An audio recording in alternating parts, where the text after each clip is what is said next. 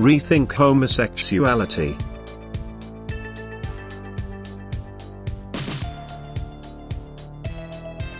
For the rest of the world there is much to debate. Apart from the question of morality, there are also political, legal, social and health issues to consider when discussing the rights and wrongs of homosexuality. But for the Bible-believing Christian, there is no such conflict. This matter is forever settled in Genesis chapter 1 of the Bible. Homosexuality is wrong. God created the human race with a very clear purpose in mind: be fruitful, multiply, and have dominion. Genesis chapter 1 verse 28. This is God's prime directive to the human race, the very reason we were created in the first place. Two members of the same sex cannot fulfill this mandate. They cannot be fruitful and multiply. The ideology and practice of homosexuality is contrary to God's original intent for humanity, and therefore wrong. As a born-again Christian, this must be your ideological starting point. Then, you go from there and consider the other aspects of the issue. This is what having a biblical worldview means, and having a biblical worldview is what must characterize you as a kingdom citizen. As Christians, we must see things from the Bible's perspective first, then consider every other aspect in the light of what God has already said about the matter.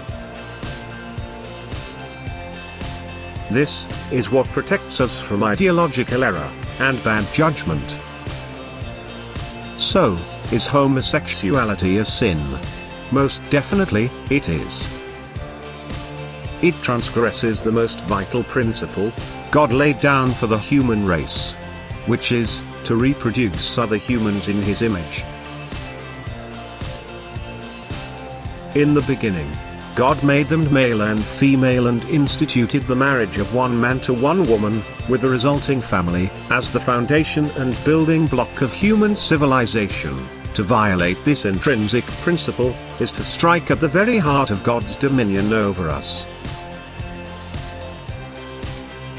This is why homosexuality is not just another sinful practice.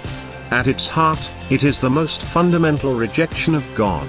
It is rejecting His image in us.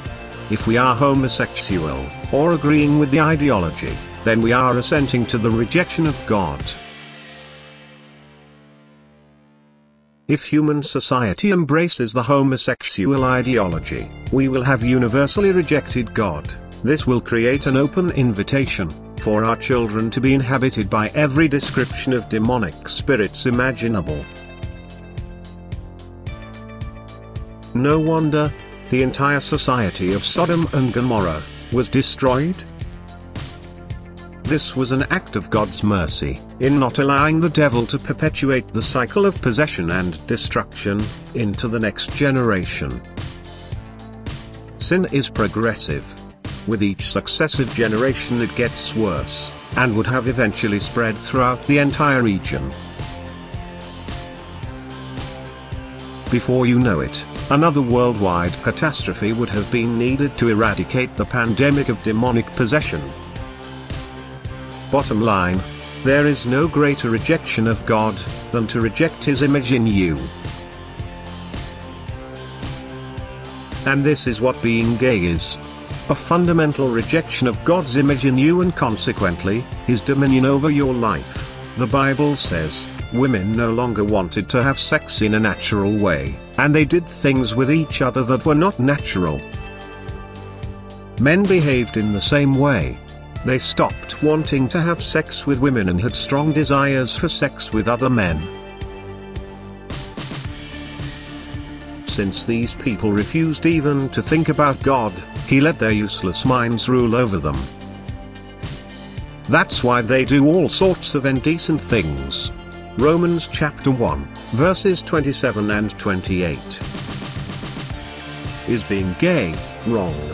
Most definitely, it is.